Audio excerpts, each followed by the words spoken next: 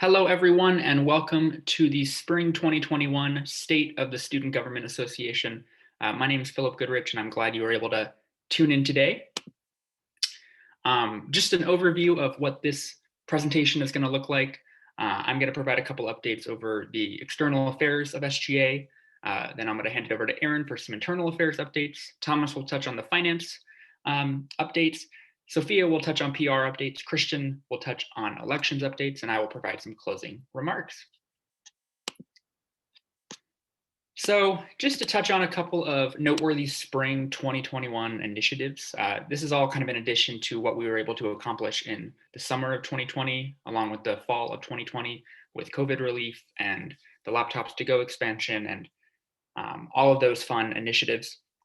One of the big things that we were able to officially say we accomplished this spring was garnering student representation on the Board of Governors. So this is part of our larger effort of increasing student involvement in institutional governance. And I'm excited to say that the SGA president and vice president from here on out are able to sit on the Board of Governors. And the next step is getting voting rights, but that's TBD. So we're very grateful for this opportunity and excited to see where that goes. In the past couple of months, we've provided recommendations to the Dean of Students Office regarding student diversity, equity, and inclusion training, specifically looking at student leaders and Greek life and what areas the university can target DEI training to help improve the culture at Chapman. So we're excited to see where that goes as well. And then an exciting update, we were able to assist with the hiring process of the new provost. We were able to sit down with each candidate, talk to the applicants, and we're excited to welcome Dr. Norma Bouchard to campus. And we also have members of SGA sitting on the search committee for, or the hiring committee for the vice president for diversity, equity, and inclusion, along with some other administrative positions. So trying to elevate the student voice in those decision-making processes. And then lastly, we have developed a new and improved yearbook to be released to the community on May 17th. This will be in a digital format this year, but we're excited to release this come May. And then something that I know our director of PR is going to talk about later, but one thing that our vice president, Aaron, and myself had the opportunity to host this past year was the Hey SGA Podcast. We covered some hefty topics like freedom of expression and mental health, but I think this has been an excellent way to kind of, talk to the student body and share some of the things that we're working on, and as well as talk about some of the important issues. So thank you to CC, Sophia, and our PR team, but I know they'll talk a little bit more about that toward the end. And if you're interested in listening, episodes are released bi-weekly and can be found on Spotify and Apple Music. And at this point, I'm going to hand it over to Aaron. All right. Hello, everyone. My name is Aaron, and I am the vice president. So just to give you an overview of our internal affairs and how we were able to conduct everything this past year, we did stay virtual, so we were online the entire year. But despite that, we did have a few big initiatives, and I'm happy to say that we were very productive in that. Some of them were the Graduate Test Fund. So it's an effort to provide financial subsidies, to students for tests related to graduate education and career development. That is something that we hope to continue in the future and provide funding for. We also have the School of Communication DEI work. So they were able to fund DEI training and advocate for the creation of student faculty DEI task force. That is wonderful, especially since this year we did focus on a lot of DEI efforts and framing what that would look like within each specific college and in the university overall. And then we also had some individual constituency specific initiatives. Despite this virtual platform, the senators were very hard at work. And even though there were those challenges of not being able to directly connect to your constituency in person or talk to the student body in person, their efforts did not go, unnoticed. And they did realize that, the students are looking for SGA support, and they were able to do that through college-specific mentorship programs and infographics of various different forms.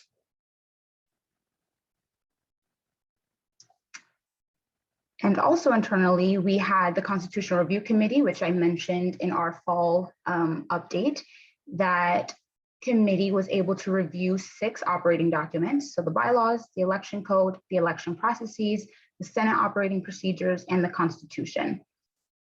These documents are now updated to, reflect the current operations of how SGA operates now and how we function as an organization to be current with the times.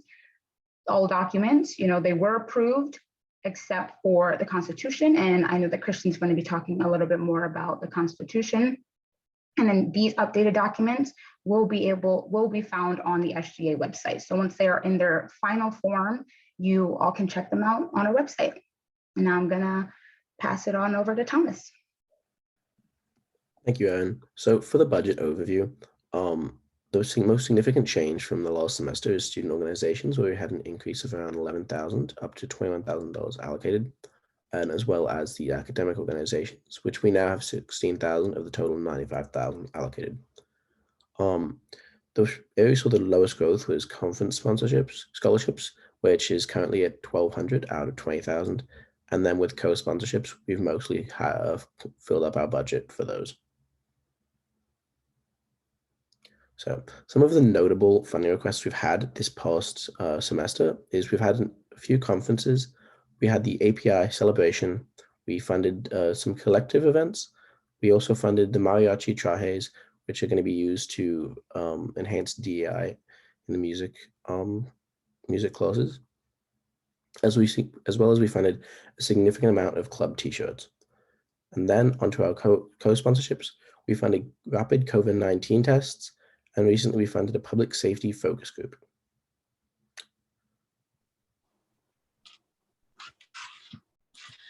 Hi guys, my name is Sophia Fernandez, and I'm the 2021, or I served as the 2020 to 2021 Director of Public Relations. So overall, our goal for PR was to maintain a very solid approach in terms of addressing the student body across different platforms. So I would say we achieved this through digital media, social media, and as well as our SGA podcast, as Philip mentioned earlier. So in terms of social media, which is honestly probably the most direct way to reach our student body and showcase the initiatives we've been working on and get direct feedback from the students, we increased our presence on social media to about 1,400 followers. Through the implementation of weekly content and campaigns. Some examples include informing the students regarding the COVID-19 numbers, any updates regarding the status of the university shifting back into in-person, and other senator initiatives that we'd like to showcase on social media. So this consisted of consistent stories, posts, shout outs, just to showcase everything that SGA has been working on despite this digital format. And lastly, as mentioned earlier, the Public Relations Assistant, CC, created the Hey SGA podcast, and together, along with Philip, Aaron, and myself, we use the Hey SGA podcast as the means to better communicate with our students and to discuss a wide variety of higher education issues that we feel should be talked more about and addressed. And with that, I will pass it over to Christian. Hi everyone, I'm Christian Grevin, the Director of Elections for SGA. I first wanted to start with a brief rundown on the spring elections that we held.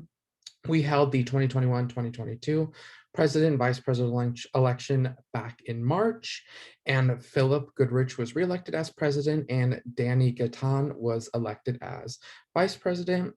We also had the Senate 2021-2022 election that was held just after the presidential one.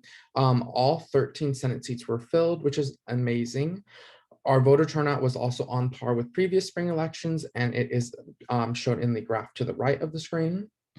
At the same time as the Senate election, we also held the election on the revised Constitution. It was unable to be passed this time around, though.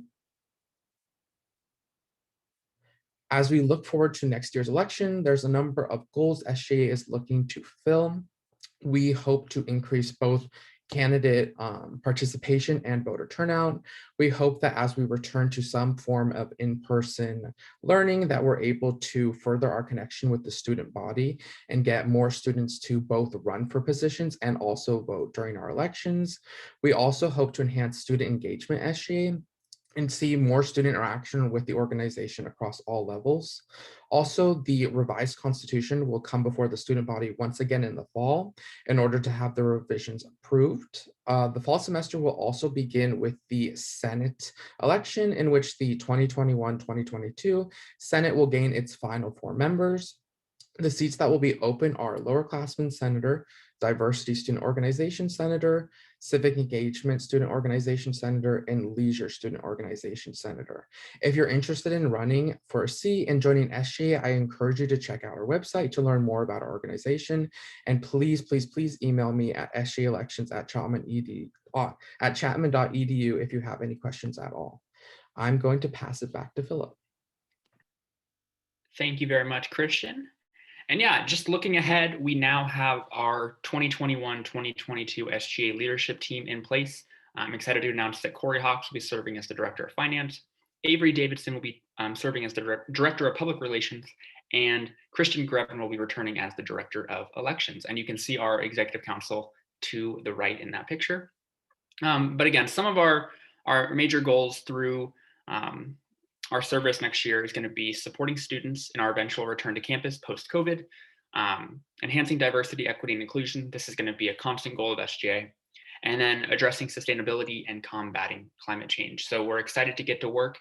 The new SGA leadership team and Senate will take office on April 30th.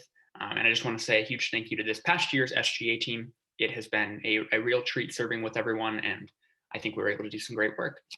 So just concluding, thank you for watching. We really appreciate you taking the time to watch and hear this update from SGA. And if you want to connect with us, please, please, please send us an email at sga@chapman.edu. Follow us on Instagram at chapmansga, or visit our website at www.chapman.edu/SGA. Thank you, everyone.